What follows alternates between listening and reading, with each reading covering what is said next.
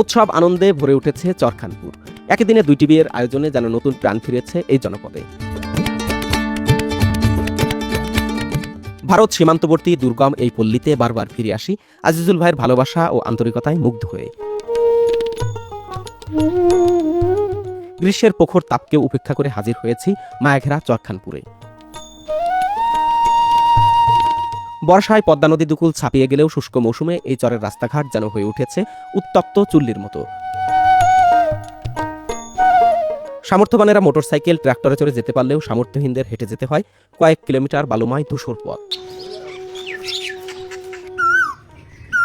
পাকপাখালের কিচির মিচিরে মুখরিত এই জনপদে এসে বাবুই পাখির বাসা বুনন, ঘুঘু পাখির প্রণয় আর কোকিলের মিষ্টি ডাকে যেমন মুগ্ধ হয়েছি, তেমনি আজিজুল ভাই ও ভাবির পরম যত্নে বানানো কলাই রুটি খেয়ে আনন্দে মনটা ভরে গেছে।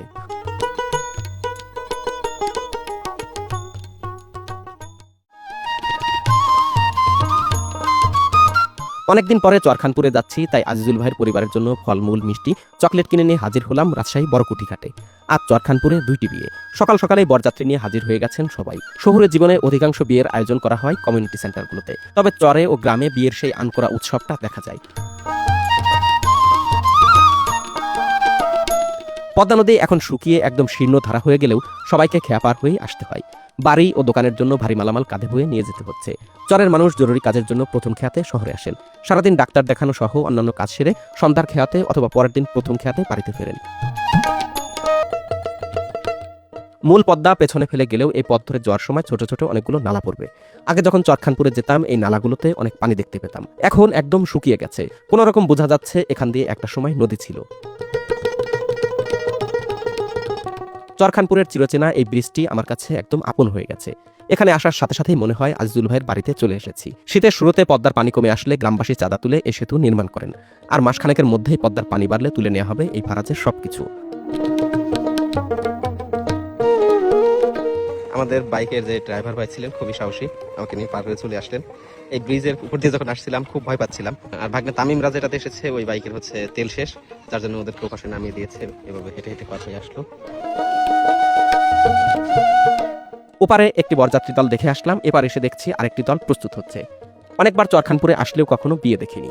এই চরে বসবাস করা আগের প্রজন্মের পুরুষেরা চরে বিয়ে শাদী করলেও নতুন প্রজন্ম আস্তে আস্তে শহরমুখী হচ্ছে। চরখানপুরে এখন কর্মব্যস্ততা অনেকটাই কমে গেছে।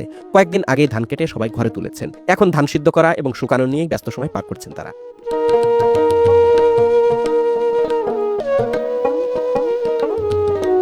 আমরা ঘাটে এসে দাঁড়াতে না দাঁড়াতেই দেখছি বরযাত্রী দল ফিরছে। এই দলটাই সকালে ট্রাক্টর নিয়ে গিয়েছিল। সাধারণত গ্রামের বিয়েতে বিয়ের দিন কনেকে হাঁটতে দেওয়া হয় না, আর এখানে এমন অবস্থা হয়েছে কনেকে মানসিকভাবে সাঁতরানোর প্রস্তুতি নিয়ে আসতে হয়েছে। শেষ বিকালে মাঠ থেকে গরু মহিষ গুছিয়ে নিয়ে বাথানে ফিরছেন রাখালেরা। রাজশাহীর প্রায় চরগুলোতে গরু মহিষের আলাদা বাথান রয়েছে, তবে সবচেয়ে বেশি বাথান চরখানপুরেই। এর আগে যখন চরখানপুরে এসেছিলাম তখন ভোরের চরখানপুর দেখাতে গিয়ে বাথানের পরিবেশ দেখিয়েছিলাম। সময় পেলে সেই ভিডিওটি দেখতে পারেন।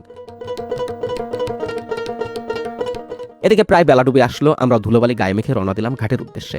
সন্ধ্যার আগে ঘাটে পৌঁছাতে না পারলে খেয়া ধরতে পারবো না, তাই চেষ্টা করছি একটু দ্রুত যাওয়ার। ঘাট পার হয়ে এপার এসে দেখছি সকালে সেই বরযাত্রী দলও বউ নিয়ে ফিরছে। চরখানপুরে এমন একটি বিয়ের অনুষ্ঠানে থাকতে পারলে সত্যি ভালো লাগতো। যা হোক, নবদম্পতির জন্য দোয়া রইল। কেমন লাগলো গ্রীষ্মের চরখানপুর দেখে কমেন্টে জানাবেন। দেখা হচ্ছে বাঘার এক নিভৃত পল্লী নিশ্চিন্তপুরে। সে পর্যন্ত সবাই ভালো থাকবেন, সুস্থ থাকবেন।